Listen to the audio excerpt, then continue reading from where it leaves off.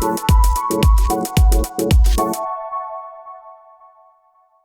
do you find that the virtual trade shows, some organizations try to put on virtual trade shows. Some people try to attend them. I mean, there's various strategies on how you can participate in a virtual trade show and still build a relationship that maybe you can nurture offline.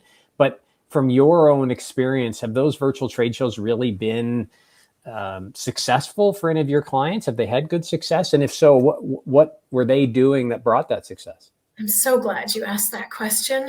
No is the answer. Virtual trade shows were the strongest bust in what we've seen. Virtual trade shows did not work well. They ended up not being a good investment for a lot of businesses. We tried a number of them in the latter part of last year. Why were they a failure? They were a failure for the same reason as we've migrated on websites and e-commerce over the last few years. Is what companies were trying to do was replicate the in-person experience over a laptop. And you can't do that. Somebody once used the example of, if Netflix tried to be an online blockbuster, they never would have grown the way they've grown, right? They had to reimagine the customer experience. They did things in a completely different way. Virtual trade shows needed to do the same thing, but they didn't last year. The technology wasn't great. And so we saw a lot of shows where, people were staffed to the booth, and they just sit there waiting for people to show up, and no, it didn't work. So I think we've gotten away from those this year. Yes, there's still a lot of virtual trade shows, but there's a lot more skepticism about them. Yeah.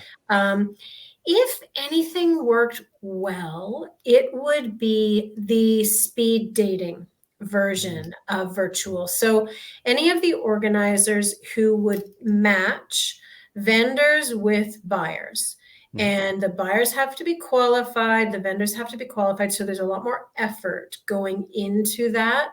But if they would do, 10-minute intro meetings, here's our technology, here's what we're offering, what's your need, what's going on with you, it was a starting point for a sales conversation.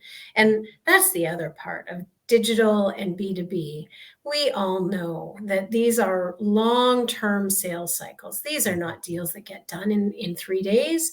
It takes months, sometimes years, for B2B companies to build a relationship with a buyer. So, digital is a different way to start that relationship building, but you're not going to get a deal quickly over a virtual trade show.